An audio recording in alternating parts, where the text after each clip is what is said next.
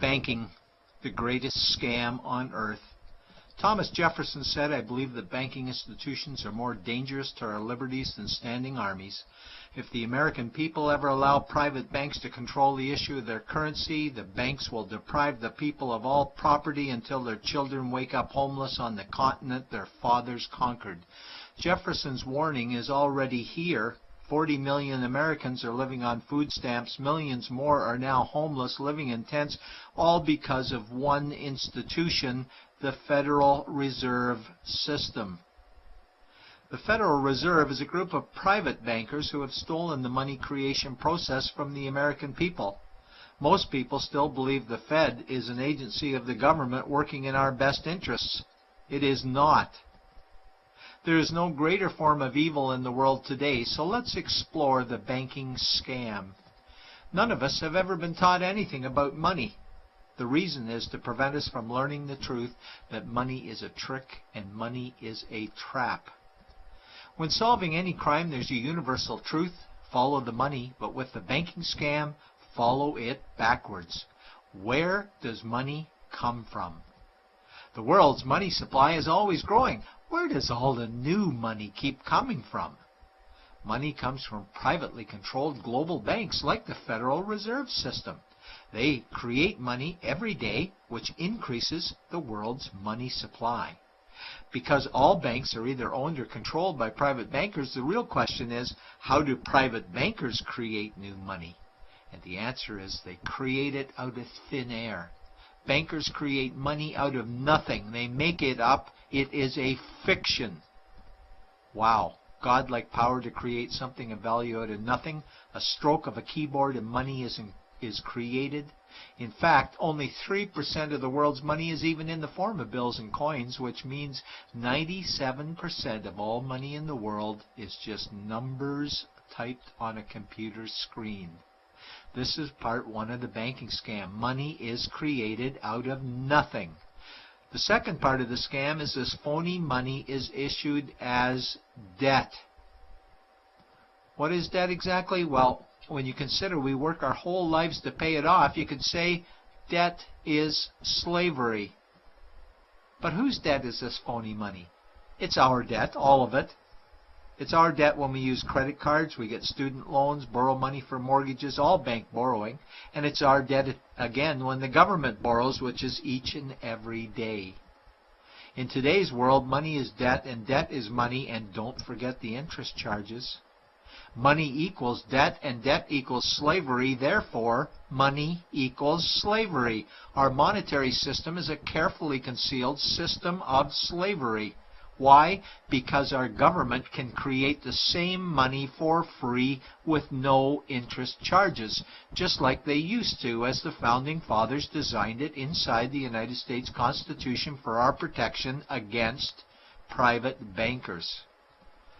The third part of the banking scam is very evil.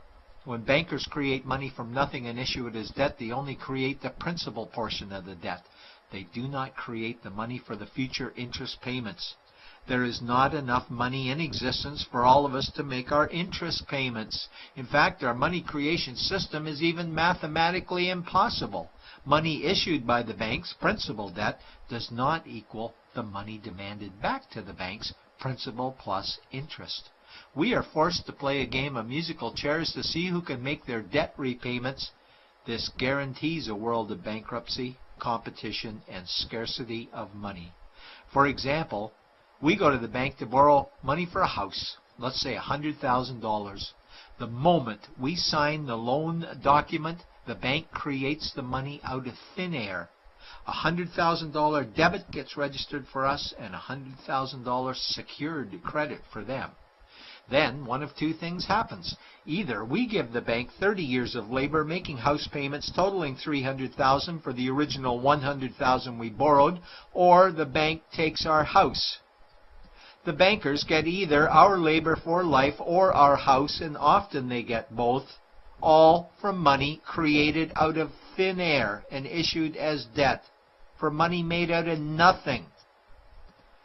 This is why all the bankers end up with all the assets. The fourth part of the banking scam is inflation. People think inflation is prices and costs increase. A better answer might be the value of our money always goes down. Inflation is created every time the central banks print money, which is every day.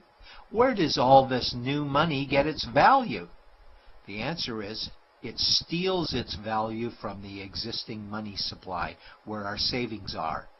Our savings are disappearing because of the new money they're printing.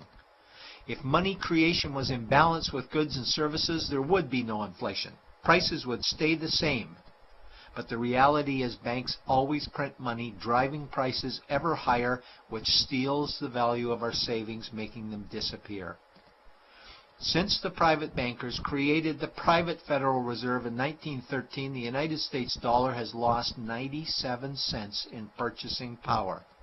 An item in 1913 that cost $100 in 2011 cost $2,230, a price increase of 2,130%.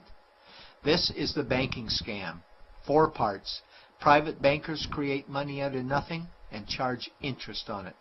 There is no money created for the future interest payments, and inflation steals our savings every day. In order for the banking scam to be pulled over our eyes, the bankers need help from the likes of paid-for politicians and appointed civil servants, military-industrial complex, mainstream media, multinational corporations, and the bankers' good buddies. For example, what do our banker-controlled television networks say about criminal bankers? "Oh, bankers are our saviors. Chairman is man of the year. He saved the world. Bankers really do deserve their bonuses. They're so smart." And what do our banker-owned G20 politicians say we need to do? That we must save our banking system, and now we need austerity measures, like increasing existing taxes and bringing in new taxes, cutting our social programs, including education and health care, stealing from our pension plans while increasing the retirement age, keeping us working for more years at lower wages while placing our children and grandchildren in debt and servitude for their future lives. We are being lied to that we must go deeper in debt for bailouts, stimulus packages, quantitative easing, saving the too-big-to-fail banks, credit easing, currency interventions, all names that mean the same thing, more debt to us. Is it not strange that the solution to too much debt is always more debt to us? And where is all this money going? It's going to the banks and to the bankers. They are stealing our money right now. 0.1% of the world's population owns 2/3 of the world's wealth. This means that 99.99% of the world's population own less than 1/3 of the wealth, a decreasing amount because these guys are stealing it. We desperately need to wake up to the banking scam. It is time for change. To retake control of our money system, we must stop supporting the banking scam. Lincoln said the government should create all the currency and credit needed to satisfy the spending power of government and the buying power of consumers. Money will cease to be master and will then become servant of humanity. And Jefferson said the issuing power of money should be taken from the banks and restored to the people to whom it properly belongs. It's a pyramid scheme.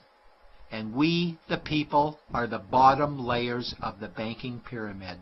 Without our support, the banking scam collapses. We have to do it ourselves. Wake up, get active, wake others. Remove our money from the bank. Buy gold and silver coins. Get out of debt. Rip up your credit cards. These actions will bring down the banking scam. Only vote for politicians who support debt-free money, or run for office yourself, and turn off mainstream media to search for the truth while you still can, and support every effort to end the Federal Reserve System and all the privately owned central banks. Let's bring these criminals to justice to get our money and our countries back before it's too late.